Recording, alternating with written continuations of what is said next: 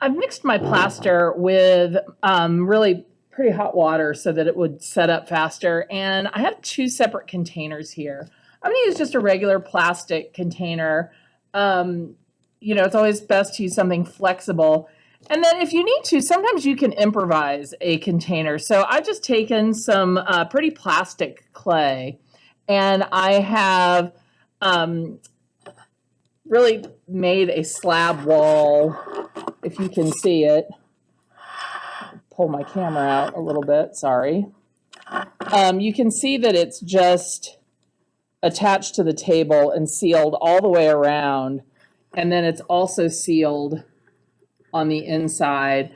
And that's good if you don't have a container that is the depth that you need, or maybe you have a container that's too big and you don't want to waste so much plaster. So, and of course it's really flexible, and I'm going to pour the plaster right against the table.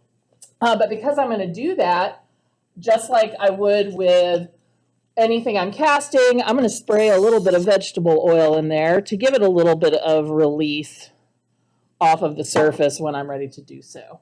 So since I used that really thick plaster, it's already starting to set a little bit. So this is how I do a two-part mold. I'm going to go ahead and pour my plaster in my container, and I'm going to pour it to a depth so that it is a minimum of a 1/2 inch from my object when my object is placed in the plaster. What I mean by that is between my object and the bottom of the container, there should be about a thickness, 1/2 inch thickness of plaster. I have the little funnel attached to the object, and I'm just going to use the existing line, the factory line that is on the back of this little chicken, as a mark for where I would, or how deep I would push this into my mold. So because my plaster has not set up very much, we can see that, and there's air inside this object, of course, that it is resisting it, and the form is just kind of floating up to the top. So I'm going to set that aside for just a moment, and we will try with the clay, although I have a feeling we're going to have the opposite problem with the clay, where maybe it's too heavy. So I'm going to come back in just a moment and just give my plaster a little while to set, and then we will continue. So I think my plaster has sufficiently set for me to go ahead and start casting my objects. I'm going to start with my light bulb, and I'm going to cast it in the plastic container. And you'll see that I have made a mark with a Sharpie to indicate how far or deeply I should push it into my plaster. Now, you'll notice that, well, it's still buoyant, so it's going to resist a little bit, but that's okay because I'll just push it down a little bit further when the plaster sets up just a tad more. I took the clay funnel off the end of my light bulb. I still have it on my chicken. And I did that because the light bulb actually kind of naturally funnels. So I just decided to put the end up. Now that does pose a little bit of a problem if maybe if I were using my mold with students, and that's not my intention, because the opening where the slip is poured is going to be a little bit thinner. So it can be done, but you have to think about the context in which you are going to be using these objects. So as I mentioned, I do still have it on the chicken. I haven't remembered that natural line. Let me make sure these two pieces are lined up down the center of the chicken to show me where or how deeply I need to embed it into my plaster.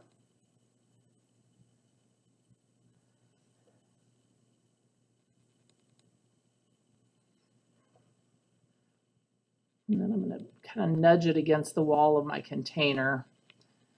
Oop. Of course, these guys are not cooperating as I would like.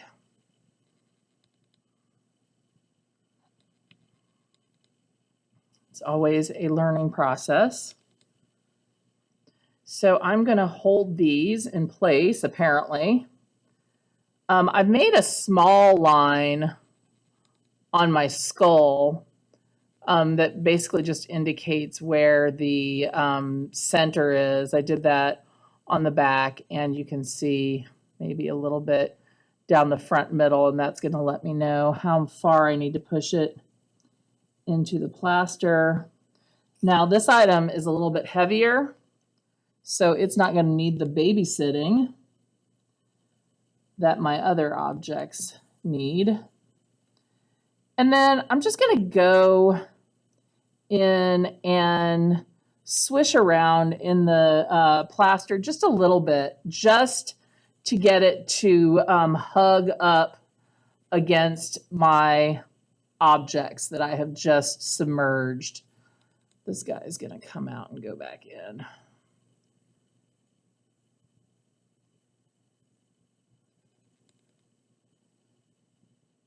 And we can always clean these between casting, so we will talk about that once these set.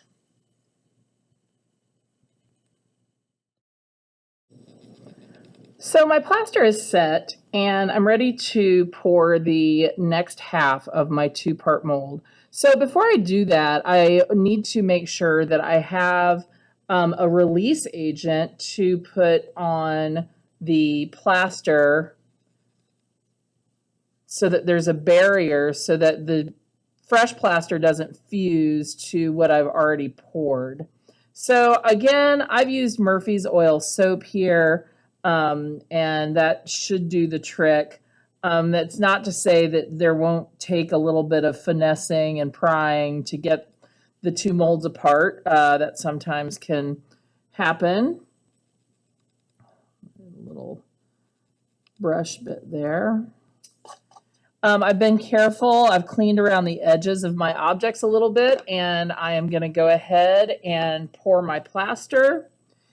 And one thing that you can do before you pour your plaster is, just like before, we want to make sure that the plaster is about a ½ inch thick from the top of your object. So you can take something flat, a popsicle stick or whatever, and see if it's level on the top of the surface where it hits the side of the container, and you would know that you would need to go about a ½ inch up from that point.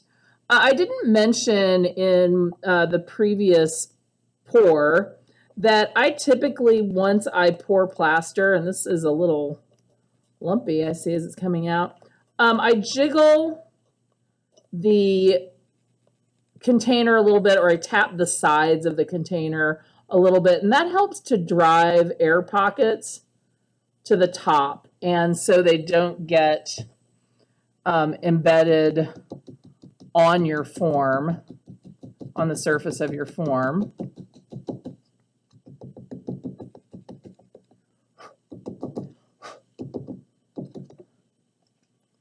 And then I'm just going to go ahead and pour over my little skull here as well.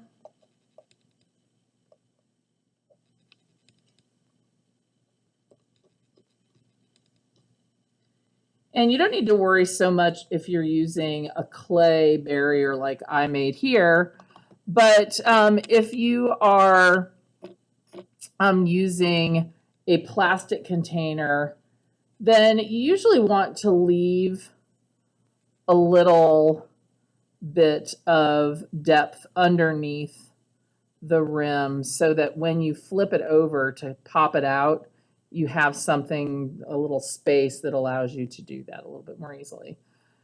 So now it's that waiting game again, just waiting for this plaster to set up.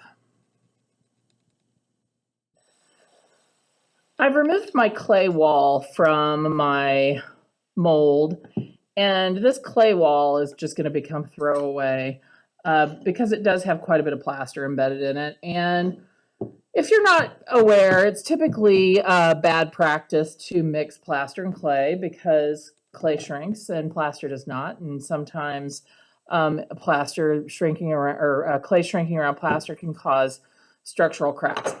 I can see that I do have a seam around two sides, but then here a little bit fuses together. So we will see, my plaster is not as stiffened up as I would typically like it to be. So I'm going to just gently pull these apart.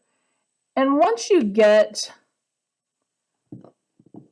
that one half to give, the other one gives pretty quickly. So it looks like I've got a decent cast of my skull on one side, and then I can just pull the other half out. And one thing that I neglected to do, which is not mandatory, but it sure is helpful, typically prior to pouring the second half of your mold, so after I had poured this half, I would take it, I learned to just do it with a dime, where you just take a coin that has a tooth to it and you twist it back and forth, and you don't have to go very deep. And that creates what's called a key. And the purpose of that is if I had done that here, and I would do it in a second location as well. And again, I'm not going super deep with that key. What would happen is where these indents are, you would have an opposing concave or convex, and that would help you when you put your two forms together know that they were lined up perfectly. Lucky for me, I had a little imperfection in my plaster, so that's giving me a little bit of a natural key anyway. Again, that's not something that's required, but it is good practice and it is helpful.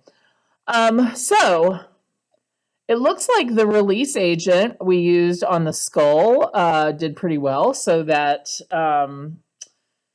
was the Murphy's Oil soap. And now I have my other mold that may need a little bit, I'm just going to call it encouragement here to come apart. So I'm just gently tapping with a pretty thin screwdriver. Let me move over. I don't want to break the mold or remove large chunks. I just want to encourage, there we go, that seam to open. All right, we've got the chicken and the light bulb, and the plaster went beyond our little funnel here, but that's okay because we can push it out from the other side, and then maybe encourage this object to come out if, in fact, our Vaseline, I believe, was what we used on the chicken. Let's see if that did a good job. You may also find that you have some clay that has crept up the edges, and I did, or not clay, plaster. I did try to clean that out as best I could, but I think I might still have some undercuts. Well, so far I'm not impressed with the Vaseline.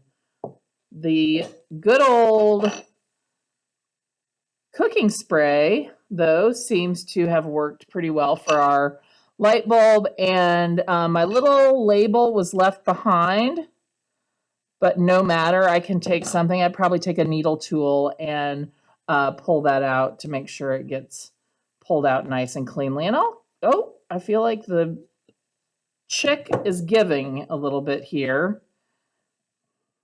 Or maybe that was my imagination. I will work on that a bit. So cooking spray did well. Murphy's oil soap did well. Not sure if it's the Vaseline or if there's a little bit of plaster that's up on the side of this form that's preventing it from easily releasing from the mold.